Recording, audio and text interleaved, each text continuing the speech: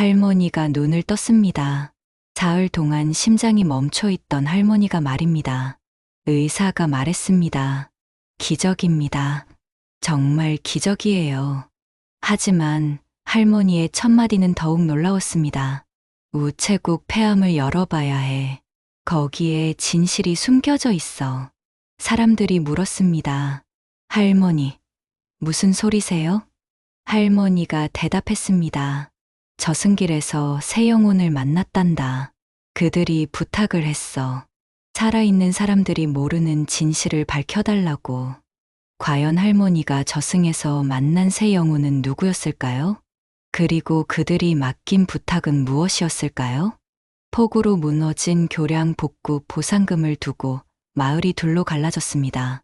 이장이 경계 표식을 몰래 옮겼다는 의혹이 제기되는 가운데 갈등을 말리려던 할머니가 심정지로 쓰러집니다. 사흘 만에 기적적으로 되살아난 할머니는 저승길에서 새 영혼의 부탁을 받았다고 합니다. 과연 할머니가 저승에서 들은 진실은 무엇이었을까요? 경상북도의 한 작은 마을에서 벌어진 일입니다. 그해 여름은 유독 비가 많이 내렸습니다. 장마가 2달 가까이 계속되었고 마을을 가로지르는 작은 개울은 순식간에 불어난 강물로 변했습니다. 그리고 그 강물이 마을의 유일한 다리를 휩쓸어 버렸습니다. 마을 사람들은 망연자실했습니다. 그 다리는 마을 사람들에게 생명줄과 같았거든요. 다리가 없으면 아이들은 학교에 갈 수 없고 장터에도 나갈 수 없었습니다. 시골 할머니, 할아버지들이 병원에 가려면 1시간 넘게 돌아가야 했습니다. 다행히 군청에서 복구 예산을 지원해준다는 소식이 들려왔습니다. 하지만 여기서 문제가 생겼습니다. 다리 복구 비용을 마을에서 일부 부담해야 하는데 그 돈을 어떻게 나눌 것인가를 놓고 마을이 둘로 갈라진 것입니다. 마을 위쪽에 사는 사람들과 아래쪽에 사는 사람들 사이에 미묘한 갈등이 있었거든요. 그런데 이때 한 가지 의혹이 제기되었습니다. 마을 이장이 경계 표식을 몰래 옮겼다는 소문이 굴기 시작한 것입니다. 윗마을 사람들이 말했습니다. 이장이 경계선을 바꿔놨어. 우리 쪽 땅을 아랫마을 쪽으로 넘겨버린 거야. 그래서 보상금 배분도 불공평하게 하려는 거 아니야. 아랫마을 사람들은 반박했습니다. 무슨 소리야. 경계선은 예전부터 그대로인데 증거도 없이 이장님을 의심하면 안 되지. 마을 분위기는 점점 험악해졌습니다. 서로 얼굴을 보기만 해도 언성이 높아졌습니다. 그렇게 한 달여가 흘렀습니다. 이런 상황에서 나선 사람이 있었습니다. 바로 마을의 해분 할머니였습니다. 해분 할머니는 75살이었지만 정정하고 마음씨도 좋기로 유명했습니다. 젊었을 때는 우체국에서 일했고 나이 들어서는 마을 분녀회장을 오랫동안 맡아왔습니다. 마을 사람들이 다투면 중재하고 어려운 일이 있으면 먼저 나서서 도와주는 분이었죠. 해분 할머니가 마을 사람들을 모아놓고 말했습니다. 이럴 때가 아니에요. 우리가 서로 싸우면 누가 좋아하겠어요. 다리 하나 때문에 이웃끼리 원수가 될 순 없잖아요. 차근차근 알아보고 공정하게 해결해 봅시다. 하지만 양쪽 모두 자신들이 옳다고 주장했습니다. 윗마을 사람들이 말했습니다. 할머니도 이장 편을 드시는 건가요? 우리가 당하고 있는데 그냥 넘어가라는 거예요. 아랫마을 사람들도 맞받아쳤습니다. 증거도 없는 소리를 자꾸 하니까 문제죠. 할머니가 좀 말려보세요. 해분 할머니는 답답했습니다. 평생 이웃으로 살아온 사람들이 이렇게 다툼을 보니 마음이 아팠습니다. 그날 밤, 해분 할머니는 잠을 이루지 못했습니다. 어떻게 하면 마을 사람들이 화해할 수 있을까 고민에 고민을 거듭했습니다. 그러다가 새벽 무렵 갑자기 가슴이 답답해지기 시작했습니다. 숨이 가빠지고 식은땀이 흘렀습니다. 할머니가 침대에서 일어나려 했지만 힘이 빠져서 일어날 수 없었습니다. 그리고 그 순간 할머니의 심장이 멈췄습니다. 다음 날 아침 할머니를 찾으러 온 이웃이 쓰러진 할머니를 발견했습니다. 급히 병원으로 옮겼지만 이미 심정지 상태였습니다. 의료진이 응급처치를 했지만 반응이 없었습니다. 가족들은 눈물을 흘렸습니다. 마을 사람들도 충격에 빠졌습니다. 해분 할머니는 마을의 어머니 같은 존재였거든요. 그런데 이상한 일이 벌어졌습니다. 할머니의 심장은 멈춰 있었지만 완전히 차갑게 식지는 않았던 것입니다. 의사가 말했습니다. 뇌사 판정을 내리기엔 아직 이르고 좀 더 지켜봅시다. 가족들은 기적을 바라며 할머니 곁을 지켰습니다. 하루가 지나고 이틀이 지났습니다. 할머니는 여전히 깨어나지 않았습니다. 사흘째 되는 날 새벽이었습니다. 갑자기 할머니의 손가락이 움직였습니다. 그리고 눈을 떴습니다. 의료진은 믿을 수 없어 했습니다. 기적입니다. 정말 기적이에요. 심장이 사흘이나 멈춰 있었는데 이런 일이 일어날 수가 있나요? 할머니의 첫 마디는 더욱 놀라웠습니다. 우체국 폐암을 열어봐야 해. 가족들이 물었습니다. 할머니, 무슨 소리세요? 정신이 아직 온전하지 않으신가 봐요. 하지만 할머니는 정신이 또렷했습니다. 아니야. 내가 저승길에서 세 사람을 만났어. 그들이 부탁을 했단다. 할머니의 아들이 말했습니다. 어머니, 꿈이었을 거예요. 할머니가 고개를 저었습니다. 꿈이 아니야. 분명히 실제로 만났어. 첫 번째 사람은 젊은 남자였어. 몇 년 전에 실종됐다는 그 청년이었단다. 할머니의 딸이 놀라며 말했습니다. 혹시 5년 전에 실종된 그 대학생 말씀이세요? 할머니가 고개를 끄덕였습니다. 맞아. 그 청년이 나타나서 말하더라. 자신이 우체국 폐암에 중요한 것들을 숨겨뒀다고. 메모와 지도, 그리고 녹음 파일이 있다고 했어. 그걸 꺼내서 사람들에게 보여달라고 부탁하더라. 가족들은 어리둥절했습니다. 두 번째로 만난 사람은 누구였어요? 할머니가 슬픈 표정으로 말했습니다. 아이를 잃고 슬퍼하던 어미였어. 몇 년 전에 교통사고로 세상을 떠난 그 젊은 엄마 말이야. 그 사람이 말하더라. 해마다 아이들을 위해 꽃씨를 뿌려달라고. 그래야 아이들 영혼이 편안해진다고 하더구나. 세 번째 사람은 누구였나요? 할머니의 목소리가 낮아졌습니다.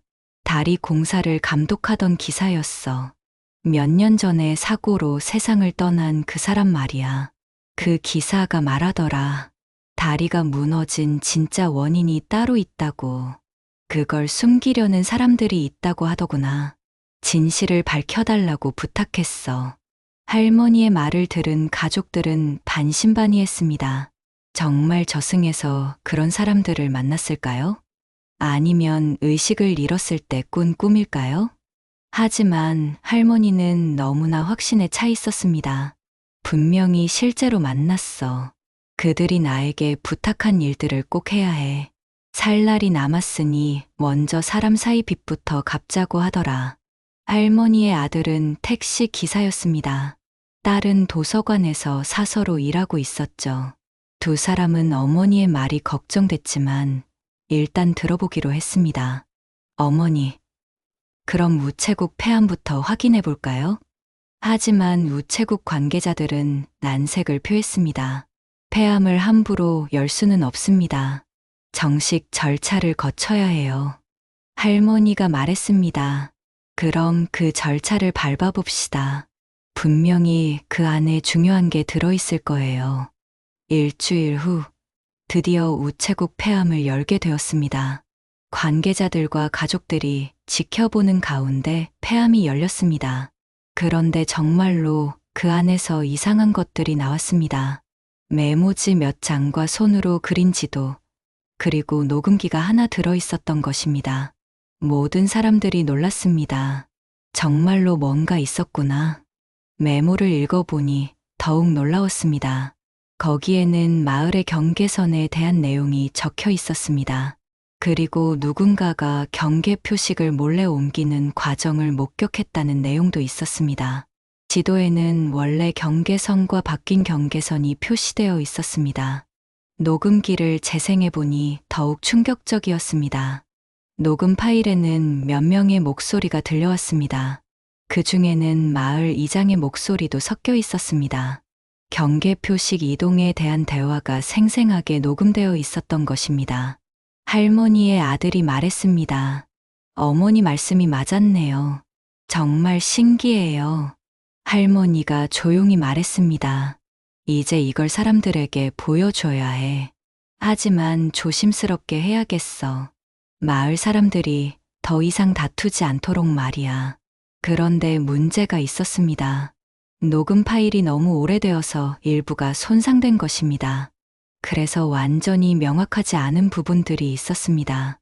이장 측에서는 이를 빌미로 반박했습니다. 이건 조작된 거야. 편집한 거 아니야. 증거가 될 수 없어. 할머니는 실망했지만 포기하지 않았습니다. 분명히 다른 방법이 있을 거야. 그 청년이 거짓말할 이유가 없어. 할머니의 딸이 도서관에서 일했던 경험을 살려 자료를 조사해봤습니다. 옛날 우편 배달 기록들을 뒤져본 것입니다. 그리고 놀라운 사실을 발견했습니다. 실종된 청년이 우편 관리 시스템에 접근할 수 있는 위치에 있었다는 것을 알게 된 것입니다.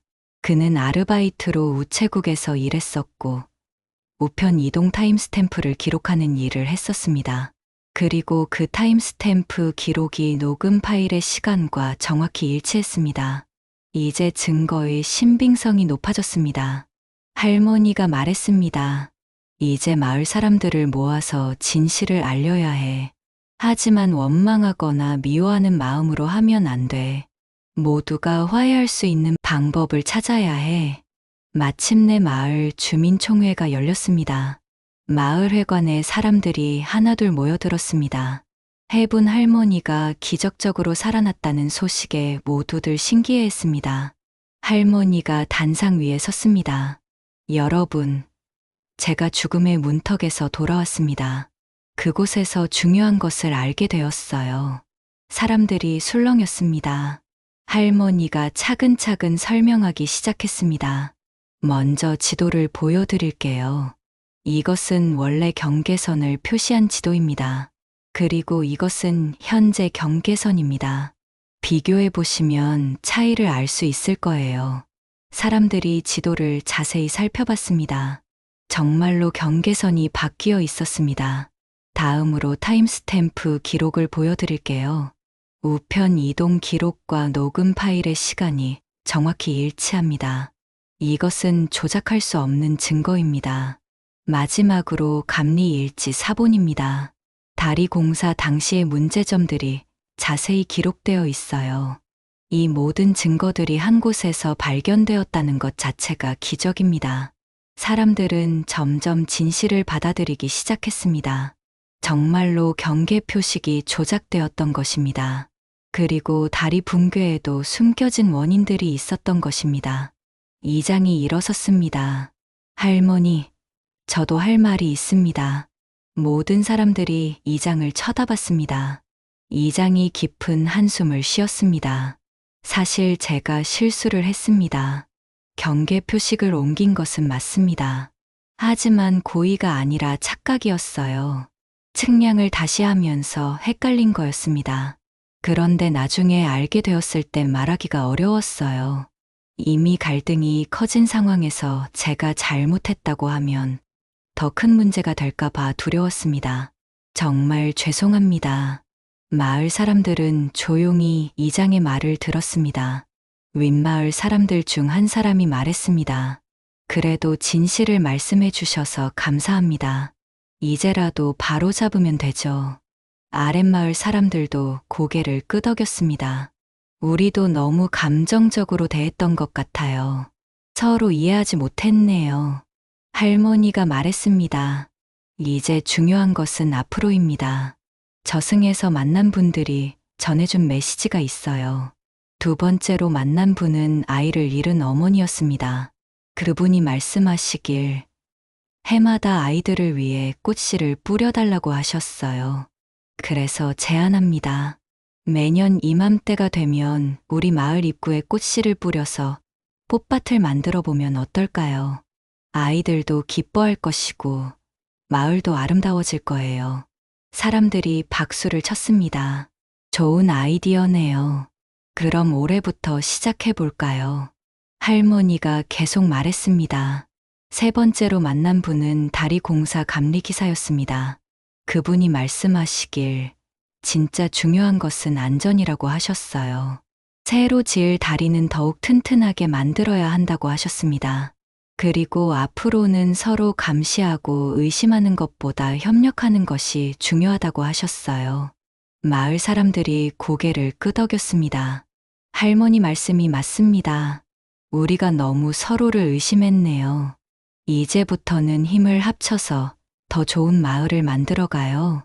그날 이후 마을 분위기가 완전히 바뀌었습니다.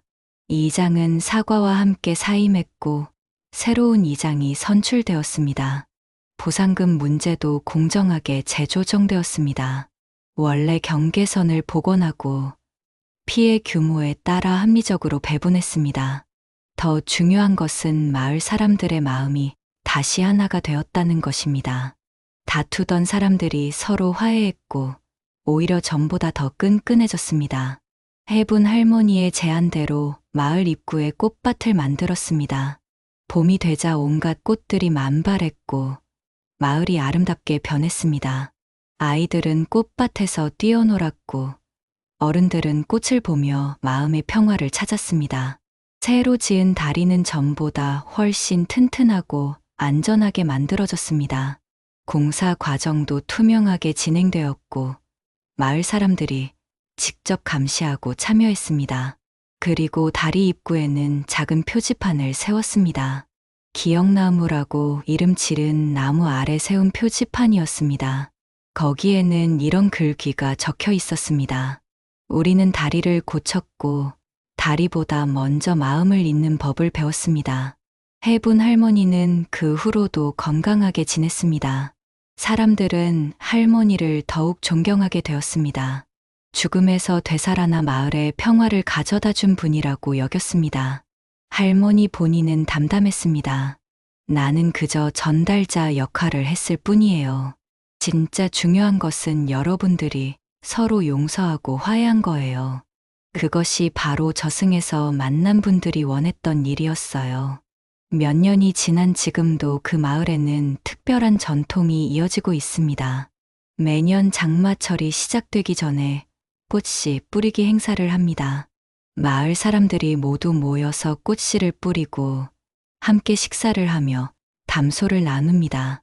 그리고 서로의 안부를 묻고 어려운 일이 있으면 도와줍니다. 더 이상 서로를 의심하거나 다투지 않습니다. 해분 할머니가 전해준 저승의 메시지가 마을을 변화시킨 것입니다. 이 이야기가 과연 실화일까요? 어떤 사람들은 의문을 표합니다. 정말로 할머니가 저승에 다녀온 걸까요? 아니면 임사체험 중에 꾼 꿈이었을까요? 하지만 중요한 것은 그것이 아닙니다. 할머니가 전해준 메시지가 사람들의 마음을 움직였고 실제로 마을을 변화시켰다는 것입니다. 진실을 밝히고 서로 용서하고 화해하고 협력하자는 메시지 말입니다. 어쩌면 저승에서 온 메시지가 아니라 할머니의 깊은 지혜에서 나온 것일지도 모릅니다. 평생 마을을 위해 봉사해온 할머니의 간절한 마음이 만들어낸 기적일지도 모르죠. 하지만 그것조차 중요하지 않습니다. 중요한 것은 그 메시지가 사람들에게 희망과 용기를 주었다는 것입니다. 서로 다투던 사람들이 화해하고 의심 대신 신뢰를 선택하게 만들었다는 것입니다. 해분 할머니는 지금도 그 마을에서 건강하게 살고 계십니다. 사람들은 할머니를 만날 때마다 그때 일을 궁금해합니다. 정말로 저승에 다녀오신 건가요? 그곳은 어떤 곳이었나요? 할머니는 항상 같은 대답을 하십니다. 저승이 어떤 곳인지는 중요하지 않아요. 중요한 것은 우리가 살아있는 동안 서로에게 어떻게 대하느냐 하는 것이에요. 미워하고 원망하는 마음보다는 사랑하고 용서하는 마음을 가져야 해요. 그것이 바로 제가 저승에서 배운 가장 큰 교훈이었어요. 할머니의 손자, 손녀들도 이 이야기를 들으며 자랐습니다. 할머니가 들려주는 저승 이야기를 신기해하면서도 그 안에 담긴 교훈을 마음 깊이 새겼습니다. 거짓말하지 말고, 남을 해치지 말고, 어려운 사람을 도우라는 가르침을 받았습니다. 그리고 무엇보다 진실을 소중히 여기고, 잘못한 일이 있으면 용기를 내어 사과하라고 배웠습니다. 마을의 젊은 사람들도 할머니의 이야기에 감동받았습니다.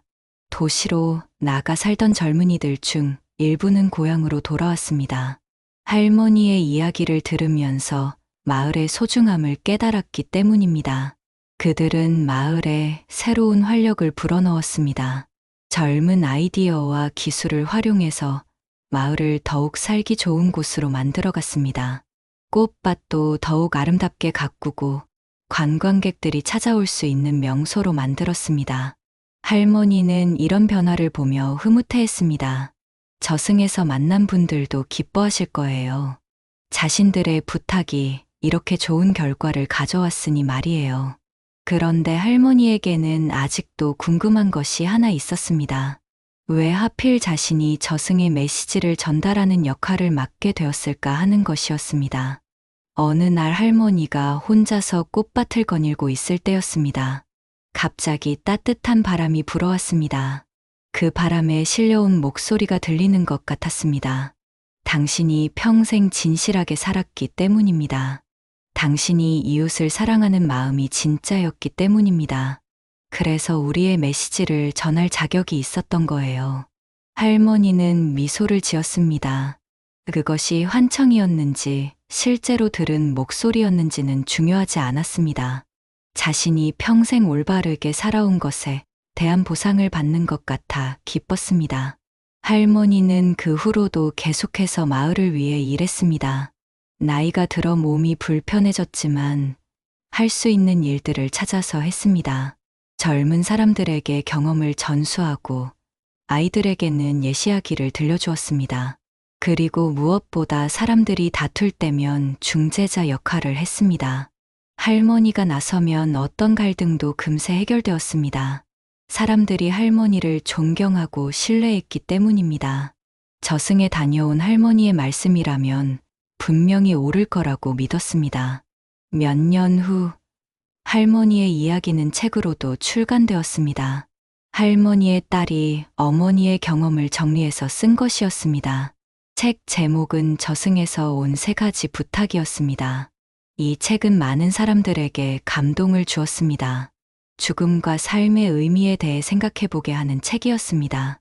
그리고 무엇보다 진실의 소중함과 용서의 힘에 대해 깨닫게 하는 책이었습니다. 전국 각지에서 할머니를 만나러 오는 사람들이 생겼습니다. 할머니는 찾아오는 모든 사람들을 따뜻하게 맞아주었습니다. 그들의 고민을 들어주고 조언을 해주었습니다. 때로는 할머니의 경험담을 들려주기도 했습니다. 사람들은 할머니를 만나고 돌아가면서 마음의 평화를 얻었습니다. 할머니의 따뜻한 인품과 지혜로운 말씀이 그들에게 위로가 되었던 것입니다. 할머니는 이런 일들을 하면서도 항상 겸손했습니다. 나는 특별한 사람이 아니에요. 그냥 운이 좋아서 소중한 경험을 한 것뿐이에요. 정말 대단한 것은 그 메시지를 받아들여서 실천에 옮긴 우리 마을 사람들이에요. 할머니의 겸손함은 사람들을 더욱 감동시켰습니다. 진짜 지혜로운 사람은 이렇게 겸손하구나 하고 생각하게 만들었습니다. 시간이 흘러 할머니는 80살이 되었습니다. 여전히 건강했지만 예전만큼 활발하지는 못했습니다. 하지만 마을 사람들은 할머니를 더욱 소중히 여겼습니다. 할머니가 편안한 노년을 보낼 수 있도록 모든 면에서 도움을 주었습니다. 할머니는 이런 사랑을 받으며 행복해했습니다. 내가 저승에서 받은 메시지를 잘 전달한 보상인 것 같아요. 이렇게 사랑받으며 살 수 있어서 감사해요. 어느 날 할머니가 말했습니다. 제가 언젠가 진짜로 저승에 가게 되면 그때 다시 그 세 분을 만날 수 있을 거예요. 그분들께 고마웠다고 인사드리고 싶어요. 여러분들 덕분에 부탁을 잘 수행할 수 있었다고 말씀드리고 싶어요. 사람들은 할머니의 말을 들으며 뭉클해했습니다. 할머니, 아직 한참 더 사실 거예요. 우리가 할머니를 떠나보낼 마음의 준비가 안 되어 있어요. 할머니가 웃으며 대답했습니다. 걱정 마세요. 제가 갈 때가 되면 편안하게 갈 거예요.